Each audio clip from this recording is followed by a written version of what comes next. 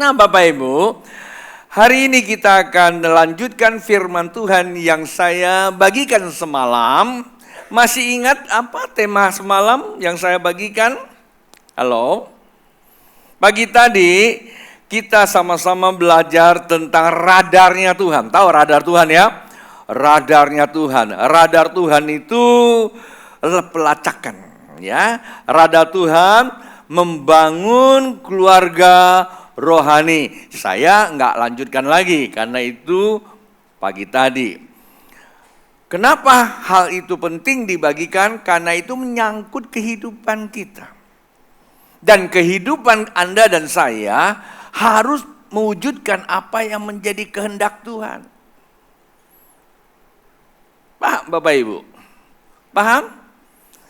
Apa yang diwujudkan itu disebut kehidupan. Dan kehidupan tidak akan ada kalau nggak ada hidupnya. Menurut Bapak Ibu, mana lebih penting? Kehidupan atau hidupnya? Kadang-kadang dalam bahasa Indonesia hal ini seringkali juga diperdebatkan. Apa bedanya? Guru saya juga bilang, apa bedanya kalian? Tahu nggak? Sebetulnya sih sederhana. Di sini kan banyak, apalagi ini ada guru pendidikan. Wah, saya salah ngomong nanti bisa dikasih masukan tuh.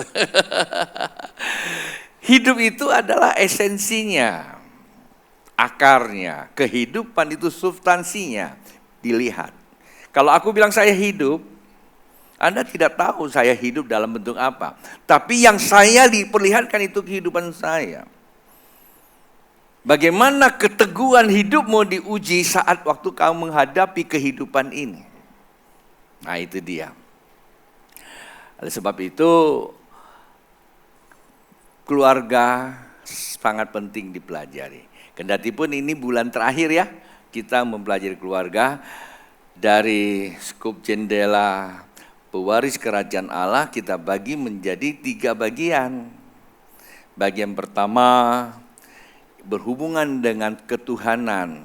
Bagian yang kedua berhubungan dengan kebenaran, itu berbicara tentang keluarga. Nanti bulan September kita mulai memasuki pemberdayaan. Jikalau ini tidak dimengerti dari awal, maka saat waktu Anda masuk ke wilayah itu nggak ngerti apa-apa. Itulah sebab kita berkata jikalau saat musim penabur kita tidak buat sesuatu, jangan harap saat waktu panen raya Anda bisa menuai sesuatu. Bapak Ibu, manusia punya satu sifat. Kalau saya bilang buruk juga kurang bagus. Ada satu sifat. Kalau dia belum berhasil, melihat orang berhasil, kecenderungannya apa? Ayo coba jawab. Kecenderungannya apa? Tuhan terima kasih dia berhasil. Ada begitu enggak? Nah, kamu tahu. Bilang sama samping, itulah kita. Ya, banyak jeleknya atau banyak baiknya? Maka itu gak ada alasan buat kita tuh belajar Bapak Ibu. Gak ada alasan buat kita ya. Jadi kita harus belajar. Nah dari hubungan itulah kita disebut Kristen. Cuman Kristen ini sebuah kooptasi kepada sebuah pemahaman sehingga menurunkan standar keimanan kita. Harusnya jangan bilang Kristen. Kristen itu ada sebuah sebutan melihat gaya hidup pengikut Kristus. Maka disebut kata Kristen itu pengikut Kristus. Kristianos. Itu cuma hanya 1 kali itu. Yang kedua kali itu karena kesaksian.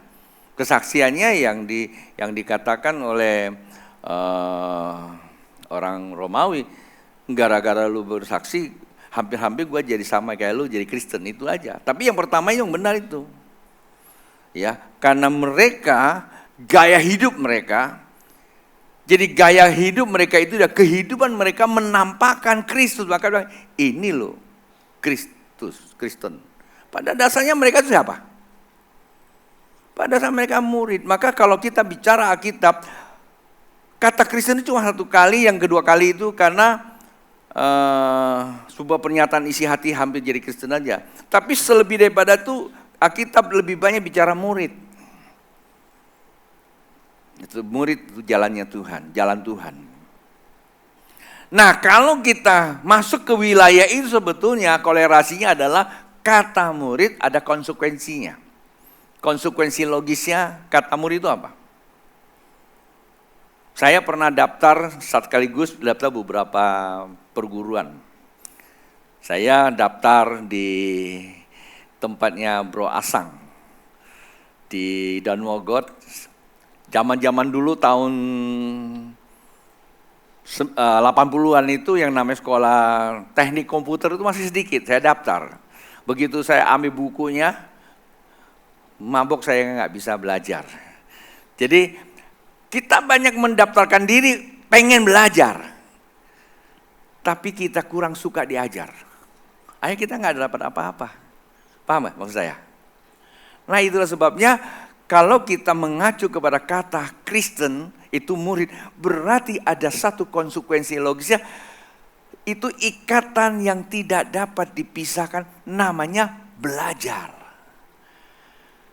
Karena kita ini sudah masuk kepada sebuah wilayah pendidikan pola barat yang muncul dari Yunani. Sehingga kalau belajar itu selalu kumpul kayak begini nih. Ada guru, ada murid. Padahal filosofi pendidikan dari zaman ke zaman yang benar itu nggak begitu, keluarga bentuknya. Itu yang saya adopsi. Saya bilang sama murid-murid saya dulu waktu di Pontianak, jangan harap saya mengajar Anda itu dengan kelas. Jam berapa kumpul, duduk, lalu kita berhadapan secara teater gitu. Enggak, saya bilang enggak. Kalau saya mengajar Anda di mana saja, kapan saja, Anda yang haus mau diajar, ikuti saya. Cara saya jalan, cara saya marah, cara saya apa-apa, ikutin aja. Nah, ya saya bersyukur dengan pola saya begitu, ya menghasilkan lumayan banyak murid juga. Yang pakai kelas, ya ada kelas 1, kelas 2 pakai modul, udah bikin buku, udah pinter gitu. Ya sedikit dia hasilnya, coba KPG. Ya kan, itu sudah kalau nggak salah gelombangnya berapa ya? 4 ya? Hasilnya gimana? Ada sih, tapi itu juga semua dari murid-murid yang sifatnya one on one itu loh. Sebetulnya kalau yang namanya pendidikan pola-pola kelas itu kita cuma kejar apa? Ayo, waktu kita daftar yang kita kejar apa? Prestasi kan? Siang malam belajar, udah lulus dapat sertifikat, tahun kemudian tanya lagi apa tuh? Nggak tahu tuh. Suka tidak suka seperti itu. Sebetulnya kekristenan itu memberikan sebuah contoh bahwa kita harus belajar nilai-nilai esensinya itu hidupnya sehari-hari. Cara Anda bangun. Seperti kemarin minggu lalu Pastor Sukadi yang khotbah sore ya, saya ikuti di Kuala Lumpur itu. Ya hidup, bangunnya, tidurnya, itu dilihat oleh anak-anaknya. Orang tua mesti bertanggung jawab. Saya juga tidak berani mengakui sehebat apa saya, tapi tanya anak-anak saya aja. Tanya istri saya bagaimana saya hidupi. Selama 32 tahun ketika saya diteguhkan menjadi pendeta, apa tugas dan kewajiban saya? Ada nggak saya lalaikan untuk nangkap sesuatu dari Tuhan untuk jadi berkat buat Bapak Ibu? Kalau Bapak Ibu sediakan waktu 4,5 jam cap syukur bersama saya, sebenarnya bukan buat saya, buat diri kalian masing-masing. Tuhan terima kasih loh. 79 tahun Tuhan memberkati bangsa kami. Kami lihat Tuhan. Lihat bangsa kami hari ini. Kita nggak kelaparan. Kita tidak kekurangan makan. Sebagian Anda di sini nggak ngalami. Kalau saya ngalami. Umur saya 66. Umur saya 60 sekarang. Waktu umur saya belum ke Jakarta. Kalau salah ya umur 7 tahun. Itu makan singkong. Jagung. Nggak ada nasi. Itu mau beli minyak ngantri. Presiden kita yang pertama mempunyai sebuah konsep membangun bangsa yang bukan kayak sekarang. Layak, kita bangun megah, tapi akhirnya, udah ini khotbah nggak boleh banyak masuk situ. Indah. Sekarang kan tinggal online. Begitu kita klik, bayar berapa kali? 12 kali. Wah, cemat, cepet. Buka lagi satu layar, bayar 12 kali. Iya, ambil aja, pakai keren semua kiri kanan, tapi semuanya keren kelihatannya. Tapi tahu enggak, tiap waktu kita itu dibebani hidup ini dah hutang. Yang ngelihat saya ngeri banget. Apakah kita gereja punya utang? Pastor kalau khotbah suka nyidil utang. Tanya Erna punya utang enggak? Yang ini yang utang masih belum bayar. Tapi kita hidup di tengah bangsa yang punya beban. Kita syukurilah. Kalau kita ucap syukur, percayalah akan ada sesuatu yang turun atas bangsa kita, ada keajaiban sehingga anak cucu tidak dibebani mental hutang.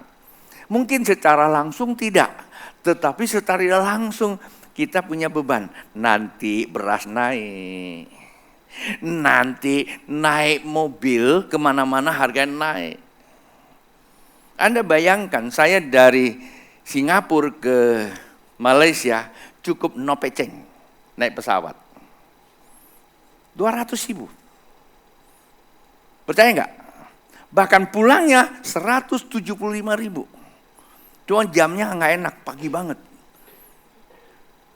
Jam 6 saya mesti ke airport, sedangkan Kuala Lumpur ke airport itu butuh waktu 1 jam.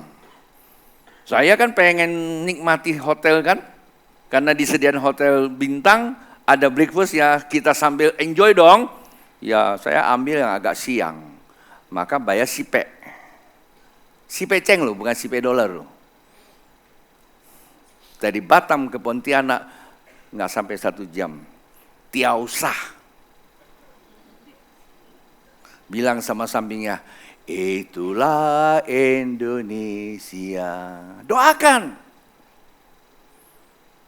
Kayak lagi orasi politik aja saya. Udah lepas itu bersyukur kepada Tuhan 32 tahun Pak Bu. Tuhan menyertai kita. Brother Irwan, ya gak berani bersaksi terlampau puger.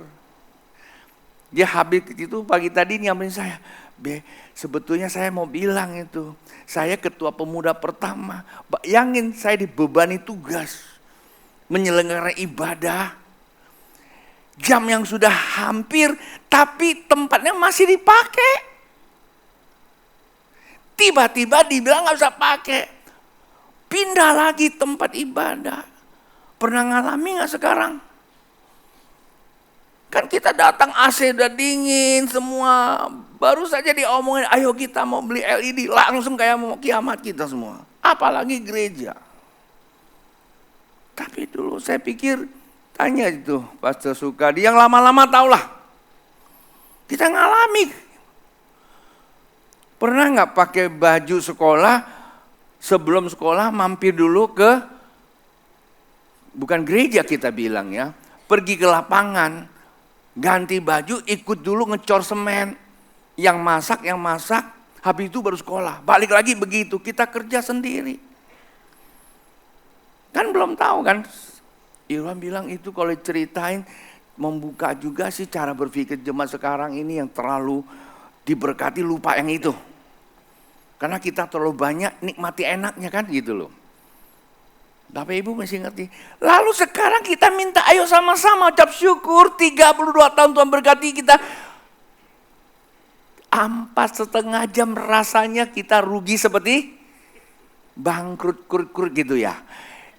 Pastor lagi ngomong siapa? Enggak ngomong siapa-siapa, cuma cerita aja kok. Kok jadi melototin saya? Iya kan? Sampai semalam kita lagi sedang on-onnya itu, tiba-tiba listrik mati. Kaget saya bilang, ada apa nih? Saya sih diam aja. Saya belajar hari-hari, saya nggak mau ikut campur, bener. Kamu tanya anak-anak saya, kamu tanya panitia, sedikit pun saya nggak datang dikte, enggak. Kalau mereka tanya, ya saya akan jawab. Kalau nggak nanya, ya biarin aja. Saya belajar untuk percayakan kepada mereka. Kalau nggak percaya pada mereka, siapa lagi? Kalau saya tidak percaya pada jemaat, bagaimana jemaat bisa percaya saya? Bagaimana kita sama-sama bisa percaya Tuhan yang kita percaya? Kan gitu. Jadi harus saling percaya kan?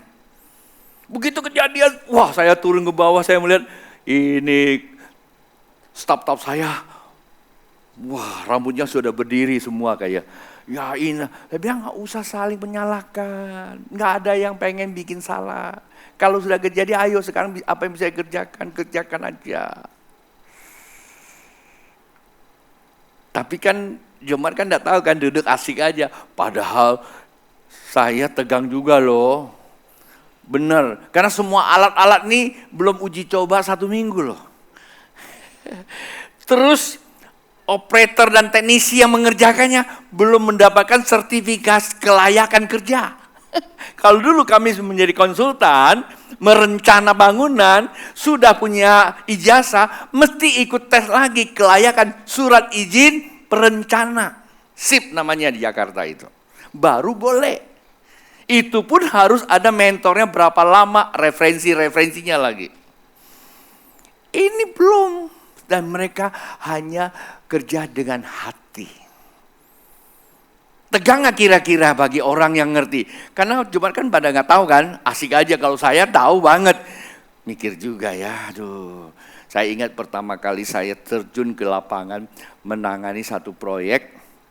Itu Bank BNI 46. Saya disuruh sebagai kepala perencananya, sudah saya setting semua, udah saya gambar, saya kirim, dan tim lapangan kerja, saya dilaporin terus. Saya terbayang saya punya kesalahan, karena waktu saya belajar, saya juga menjadi tukang jahit, belajar jahit gitu loh. Ya saya bisa jahit loh. Jadi karena saya punya saudara pergi, saya disuruh ukur. Jadi orang datang ke saya, mau jahit, saya ukur. Nah waktu saya ukur begini, saya lihat meterannya terbalik. Sebetulnya sih 69, aku bilang 96. Dicatat saya sama adminnya. Waktu saya potong 96. Antara badannya sama kakinya lebih tinggi ini. Saya bingung, kenapa kok jadi begini ya?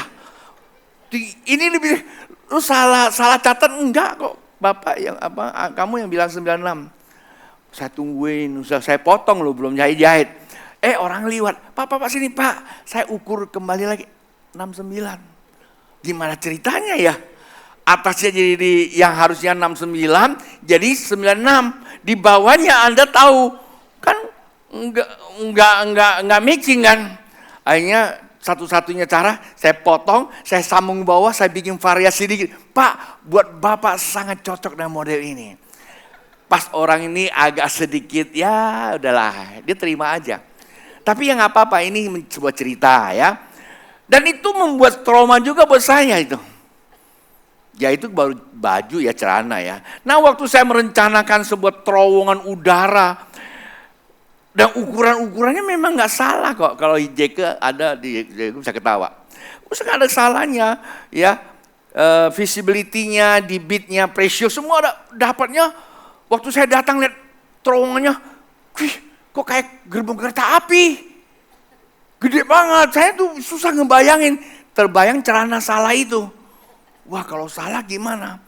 Itu waktu mau testing and commission, ngerti ya ini bahasa dari testing and commissioning. Saya itu hampir mimpi loh. Mimpi begitu mesin dinyalakan, itu anginnya keluar pada berantakan gitu. Saya nggak bisa tidur. Ya waktu usia saya masih muda ya nggak stres sih. Nah waktu testing komisi ini saya nggak berani hadir. Tim teknik lapangan, Fed Manager pernah hadir. Begitu udah kira 1 jam saya kasih laporan. Belanda handphone dulu telepon ini. Gimana? Bagus Pak. Semua angin lancar, ukurannya pas. Ya, CFM-nya pas, semuanya pas, pressure pas. Wow, nggak bisa puji Tuhan, saya belum Kristen waktu itu. Kenapa saya cerita ini sih buat Anda? Karena saya semalam itu punya ketegangan seperti itu. Karena teman-teman yang kerja itu semua belum punya pengalaman. Main pasang. Tadi David bilang, Pak, itu tahu nggak meterannya ada 3, satunya mentok, satunya lagi nggak gerak. Artinya balancingnya terbalik atau kurang balance. Saya cerita begini salah nggak sih? Ada yang bilang jangan ceritain lah, itu kan dapur kita. Nggak ada keluarga kan? Ini loh, Bapak Ibu yang duduk kan nggak pernah mikirin, kami yang tahu kan saya tegang. Sampai di rumah, jam 11 saya temenin teman-teman dari Jakarta, sampai di rumah jam 12 saya bikin renungan, siapin bahan khotbah, sampai yang sore saya belum bisa bikin PowerPoint-nya. Udahlah saya nggak bikin. Jam 1 saya mau tidur, karena saya nggak bisa tidur itu. Teriang-iang. Kenapa musik itu, musik semalam enak ya? Enak gak? Ayo jujur, buat Bukim itu enak gak? Enak banget. Bung, bung, sampai jatuh. Ayo, gak berani ngaku kan? Saya ngomong begitu bukan jelekin loh, bukan loh. Saya cuma katakan, saya di belakang, saya ada satu teman, dari duduk ke depan pindah tengah sampai belakang. Aku jadi belakang, gue tanya, aku deketin nih, itu kenapa dihabisin? Gue bilang soundman-nya Peter Pan punya loh. Iya itu kan yang biasa dampingi Ariel itu. Wah udah pakar banget, lu berani ngomong sama dia, nanti rambutnya berdiri lagi. Gue sih ngeliatin aja tuh, didorong tuh sama dia semua habis. Tanya aja tuh si Diko, benar gak? Habis didorong. Aduh, saya lihat si Hendra ngeliatin aja. Hendra kalau lihat sama ngeliat kan sama aja kan dia. Senyum kagak senyum sama aja dia tuh. Cuma dia gak berani ngomong sama saya. Dia gak berani ngomong, Bebe nanti meledak. Kalau dia ngomong, wah Amsyong tambah stres saya. Dia gak ngomong, udah tegang, saya dia bolak balik. Oke, saya cerita seperti itu. Kenapa saya cerita ini? Saya mau kasih gambaran. Ayo Bapak Ibu, keluarga, kita anak-anak tuh nggak tahu. Itulah sebabnya ada satu filosofi orang Tionghoa, ya. Jeritan anak, penderitaan orang tua. Tahu? Anak kan nggak tahu kan, cuma menjerit aja. Papa beli pengarisan, Papa buku habis, padahal masih ada. Papa bajunya kotor, Mama susunya habis. Gimana habis Mama punya susu? Maksud saya susu kaleng. Bawanya gak enak banget ya. Ya kan? Salah ngomong lagi saya. Ampuni saya ya. Dia tanya udah selesai. Ya kan? Bang teriak-teriak tapi dia gak tahu begitu Anda teriak papa mama itu mikir. Ini ada kesaksian seorang anak muda. Sekarang jadi bos. Kalau Anda nanti ke IKN, ke Kalimantan Timur, mampir ke dia, namanya Kampung Kepiting. Saya ikuti riwayat hidup dia. Setelah dia selesai dapatkan sarjana teknik, dia dikirim ke Kaltim kerja di pertambangan. Nggak tahu bagaimana, ya dia punya istri baru married, ya punya anak satu masih kecil dan dia kena pecat, nggak punya uang. Sisa 100 rupiah. Sementara istrinya bilang, Pak, anak perlu minum susu.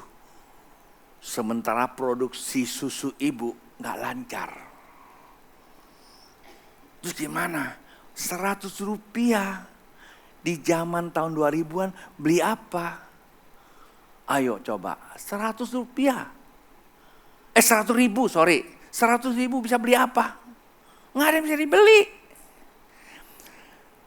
Akhirnya, nak, masih baby, maafkan papa, nggak bisa memberikan kebutuhanmu.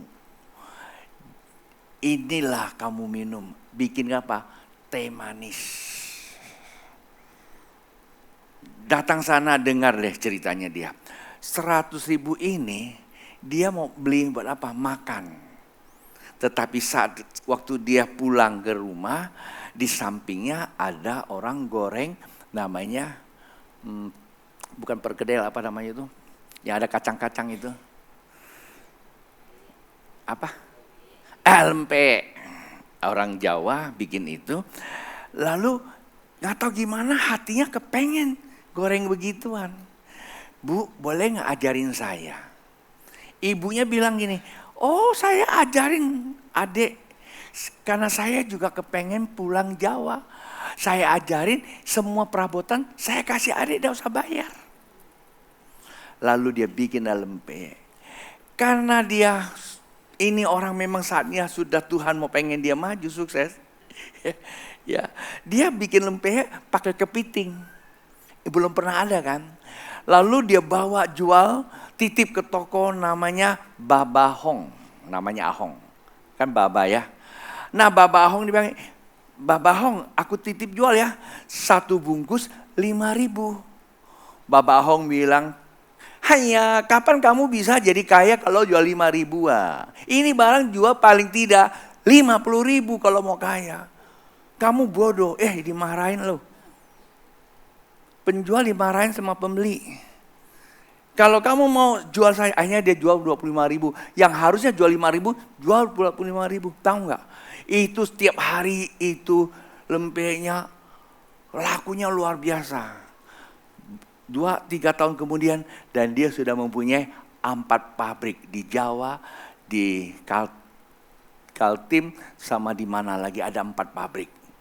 Ekspor ke luar negeri. Dan dia punya kampung kepiting di Kaltim. Jalannya gini, kalau kita ada di Sucipto ya, kan ada jalan tuh. Nah, disinilah dia punya restoran, belakangnya tembus sampai ke sungai. Kurang lebih 1 kilo. Itu dia punya tempat.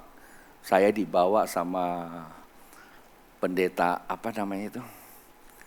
Sony Ponda. Kami cari di bawah sana. Kalau Tuhan sudah memilih Anda untuk sukses, Anda sembunyinya dimanapun, Anda akan tetap sukses. Jikalau Anda mengerti kehendak Tuhan. Nggak jadi khotbah. Semalam kita bicara tentang Efesus pasal yang ke-4 ayat 16. Dan di situ ada 3 hal yang sangat penting. Yang pertama masih ingat nggak? Anda dan saya, ya, Anda dan saya diibaratkan apa? Pohon kehidupan di taman Tuhan. Ya, Anda dan saya diibaratkan apa? Pohon kehidupan, ya, hidup bagaikan pohon kehidupan di taman Tuhan. Hidup kita bagaikan pohon kehidupan di taman Tuhan. Hidup Anda diibaratkan pohon kehidupan, artinya sesuatu yang bisa dinampak, dilihat di taman Tuhan. Taman Tuhan itu di dunia nyata ini. Hidup itu kan Anda dan saya itu di dalam batinmu. Punya hidup atau tidak? Nah, kalau kita punya hidup, maka kehidupan kita ini mencerminkan Tuhan. Dan itu menggambarkan taman Tuhan yang tidak bisa dilihat oleh orang dunia. Tapi orang bisa merasakan berkat Allah. Orang dunia bisa rasakan. Kalau nggak bisa rasakan, nggak mungkin mereka bisa percaya Tuhan. Walaupun mereka tidak percaya Tuhan, mereka nggak lihat Tuhan, tapi mereka bisa merasakan berkat Tuhan melalui siapa? Melalui anak-anak Tuhan. Yaitu 3 hal. Ikatan, pekerjaan, dan pertumbuhan. Pertumbuhan kita arahnya kemana? Ditentukan oleh ikatan. Sebab yang namanya pekerjaan itu keniscayaan. Setiap orang hidup itu berfungsi. Namanya dinamis. Di dalam dinamika kehidupan. Dinamis itu bisa namanya bunglon. Tahu ya dinamis ya? Mengikuti kondisi dan keadaan. Kayak sekarang kita nih dinamis semua. Merah, ada yang putih. Suasana 17 Agustus. Itu dinamis. Tetapi di dalam diri kita ada kehidupan yang disebut dinamika. Dinamika itu proses keniscayaan seseorang bertumbuh. Ngerti ya? Nah, pertanyaannya, di mana kau ikat? Jikalau kamu ikat kepada Kristus, maka pertumbuhan kita menjadi keserupaan dengan Yesus. Siapa pewaris kerajaan Allah? Hanya mereka yang mempunyai rupa Kristus. Kita gampang mendeklirkan bahwa saya pewaris kerajaan Allah. Yes, oke, saya setuju. Anda boleh mengaku, saya merasa saya seperti dokter loh. Boleh-boleh aja. Saya merasa saya seperti guru loh. Saya merasa saya seperti seorang pengajar tuh. Pak, Bu, bukan rasa, lakukan dulu. Ketahanan seseorang bukan karena seberapa hebatnya dia. Kesanggupan dia menghadapi tantangan itulah bukti Anda siapa. Nah, itu semalam. Lalu malam ini apa yang kita mau lanjutkan sesi kedua ini? Ya. Amsal pasal 16 ayat keempat, saya lanjutkan sesi yang kedua ini. Kalau semalam hidup bagaikan pohon kehidupan di tamannya Tuhan, malam ini topik kita adalah panggilan hidup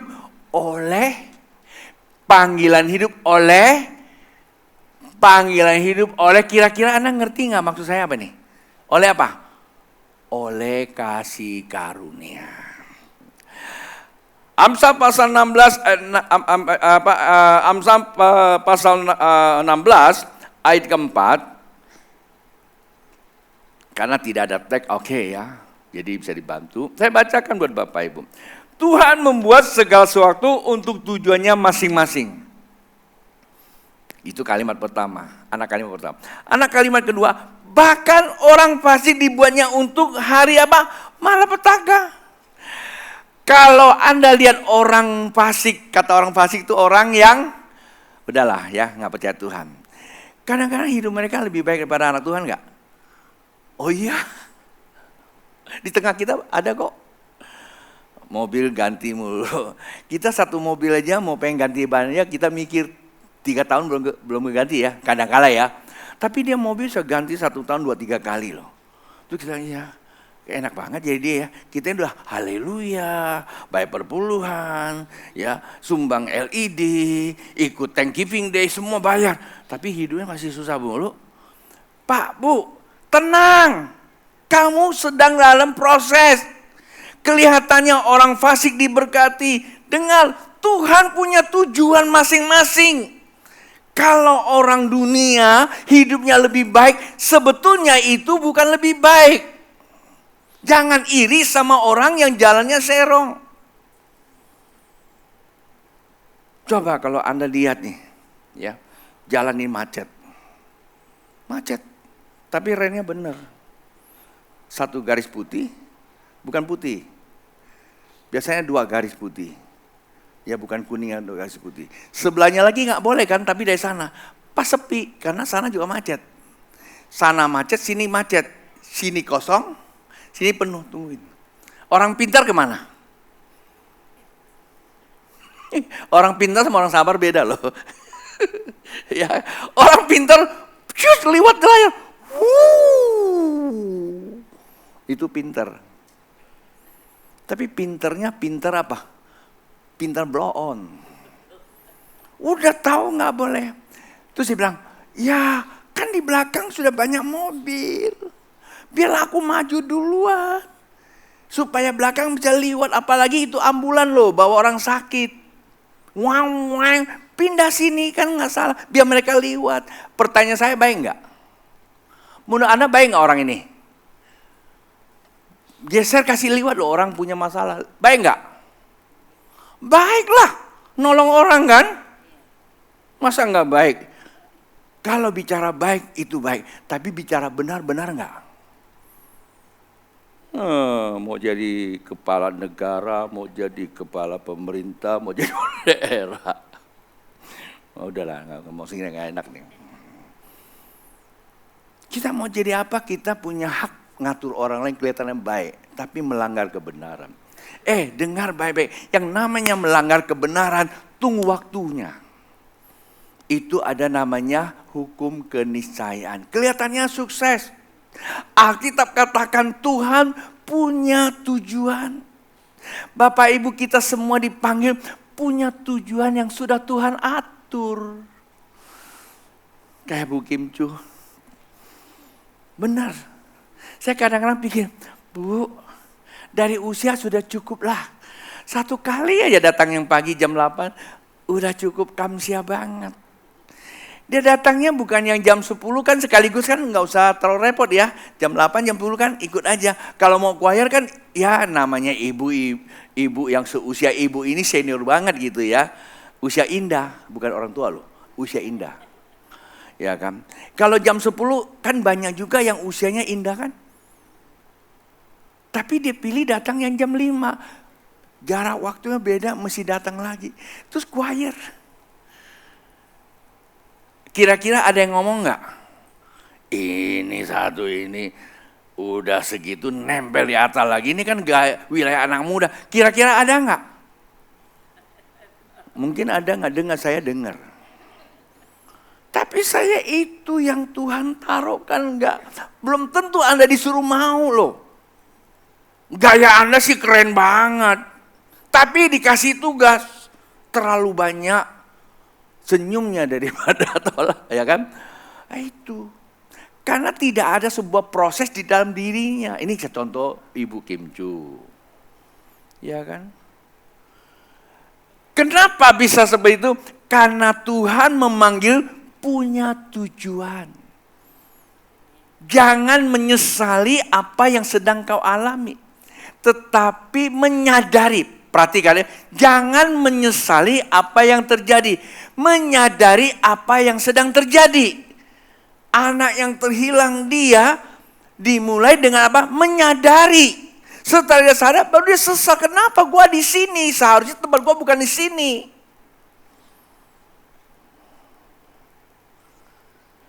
Ada orang lumpuh 38 tahun.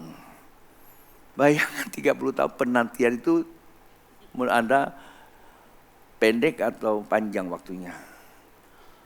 Jangankan 38 tahun, kita 4,5 jam aja rasanya sudah ya terbang udah sampai Jepang kali ya. Ya gitu. Tapi kenapa di situ dia lakukan? Apakah 1-2 tahun tidak ada mujizat? Sebenarnya di dalam konteks peristiwa orang lumpuh 38 tahun, ini konteks ketidaksadaran. Dia cuma hanya menyesal, kenapa saya ada di sini. Tapi dia tidak sadar bahwa sebetulnya posisinya tidak bersinggungan dengan Tuhan. 30 tahun kemudian baru bersinggungan dengan Tuhan. Maka terjadilah tersinggung kesembuhan. Ini saya bahasa begini ya. Kenapa 38 tahun kemudian ketemu Yesus langsung sembuh? Apakah 1 tahun, 2 tahun tidak ketemu? Apakah Yesus datang punya waktu? Ya kita tunggu lagi nanti pendeta siapa datang ada mujizat. Dan itulah sebuah kemunduran iman kita. Bergantung kepada kebenaran yang pagi tadi saya katakan. Kita lebih tertarik kepada benda. Perhatikan baik-baik. Tertarik ke benda seperti tidak salah. Tapi itu kekejian kata Tuhan. Apa yang kau kagumkan itu kekejian. Kagumilah Tuhan meletakkan di mana engkau diletakkan. Kendati pun engkau ada di dunia sana jauh. Tuhan tahu siapa kamu. Tuhan mengerti cara bagaimana mengubah hidupmu seturut dengan kehendak Allah. Tuhan mengerti. Contohnya adalah wanita Sarfat. Dalam kebenaran konteksnya pada saat itu secara fakta dia sudah susah. Tapi Tuhan tahu nggak? Saya mau tanya, wanita Sarfat itu diberkati oleh karena siapa? Elia. Mana Alkitab bilang, Elia pergi, gua telah menyediakan orang memberkati kamu. Tuhan yang menyediakan, loh yang sediakan siapa? Konglong berat, bukan, orang udah mau mati. Orang udah mau mati kan? Tuhan yang jadikan dia. Sebetulnya Bapak Ibu, bukan karena Tuhan merencanakan saat itu secara time, tetapi pada saat waktu kamu jadi manusia, itu sudah ada namanya kodrat kehidupan keilahian. Setiap manusia diciptakan, dilahirkan di kehidupan, hidupnya penuh dengan apa? Pengharapan.